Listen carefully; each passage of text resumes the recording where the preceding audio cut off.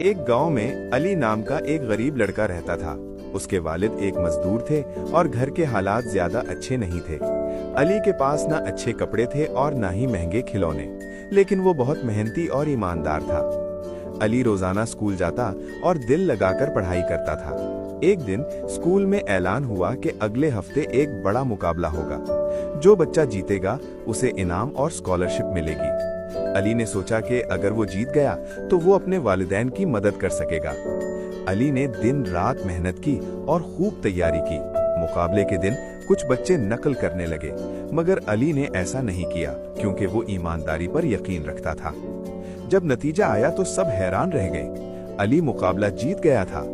उस्ताद ने उसे इनाम दिया और कहा, अली, तुम्हारी मेहनत और ईमानदारी ने तुम्हें कामयाब बनाया है। अली बहुत खुश हुआ और उसने अपने वालिदैन को खुशखबरी सुनाई। इस दिन अली को एहसास हुआ कि मेहनत और सच्चाई हमेशा कामयाबी दिलाती है। सबक यानी मॉरल ऑफ द स्टोरी ये है कि मेहनत और ईमानदारी इंसान को बड़ी कामयाबी तक पहुंचा देती है।